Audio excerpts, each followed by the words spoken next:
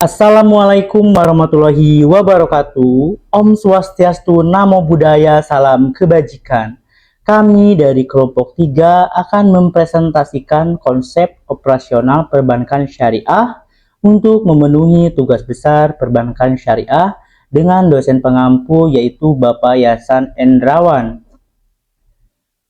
Dan berikut adalah nama-nama anggota kelompok 3. Di sini ada Budiman Santoso, Debbie Dwi Siva Milenia, R. Agung Prabowo, Rani Fadila, dan Miftahudin. Pembahasan yang pertama yaitu definisi perbankan syariah. Di sini perbankan syariah merupakan lembaga keuangan yang menjalankan aktivitas berdasarkan syariat Islam. Hal ini mencakup larangan riba, gerahar, serta investasi dalam usaha yang bertentangan dengan nilai-nilai Islam. Prinsip dasar perbankan syariah. Yang pertama ada bebas riba, kedua larangan spekulasi dan gerahar atau ketidakjelasan, ketiga pembagian keuntungan berdasarkan akad syariah. Dasar hukum perbankan syariah di Indonesia itu diatur dalam Undang-Undang Nomor 21 Tahun 2008 tentang Perbankan Syariah. Dan yang kedua, peran DSN MUI Dewan Syariat Nasional Ulama Indonesia. Yang ketiga, fatwa-fatwa syariat terkait. Produk dan layanan perbankan syariah. Yang pertama, produk himpunan dana berupa tabungan dan deposito syariah. Yang kedua, perbankan penyaluran dana berupa pembiayaan murabahah, mudarobah, dan musyarokan. Dan yang ketiga, layanan lainnya berupa wakaf tunai, zakat, dan transfer syariah. Manfaat perbankan syariah. Yang pertama, menciptakan keadilan ekonomi dengan sistem bagi hasil. Yang kedua, stabilitas keuangan dengan sistem berbasis aset nyata cenderung lebih stabil. Yang ketiga, meningkatkan kepedulian sosial melalui pengelolaan zakat, infak, dan sedekah.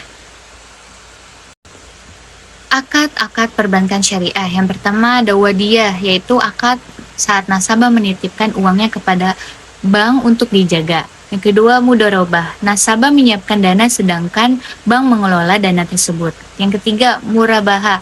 Bank membeli barang yang dibutuhkan nasabah dan menjualnya dengan margin keuntungan yang disepakati.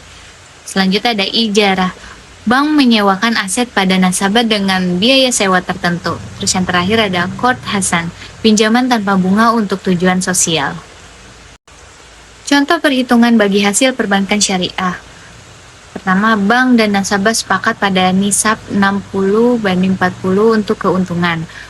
Modal yang diberikan bank adalah 100 juta. Usaha menghasilkan keuntungan 20 juta dalam satu periode. Perhitungannya, keuntungan bank sama dengan 60% dikali 20 juta sama dengan 12 juta.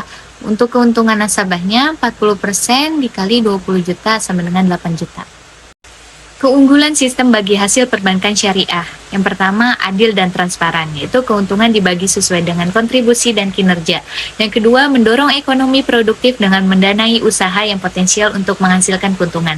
Yang ketiga, menghindari riba.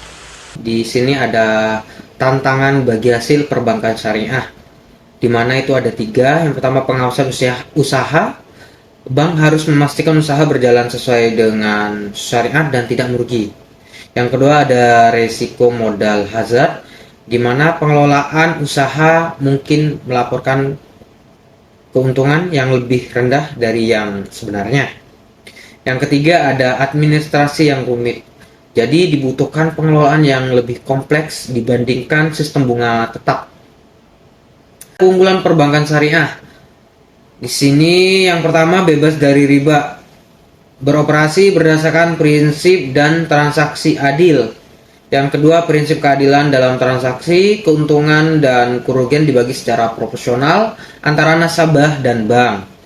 Yang ketiga, ada berbasis etika dan nilai moral, di mana operasional perbankan syariah diawasi oleh Dewan Syariah Nasional dan dilarang dalam pembiayaan usaha yang melibatkan sektor haram. Contohnya sektor usaha klub malam, itu tidak boleh ya. Yang keempat ada stabilitas keuangan, di mana resiko ditanggung bersama dan menggunakan sistem bagi hasil, transparan dan dalam transaksi. Jadi gitu ya, transparan dalam transaksi.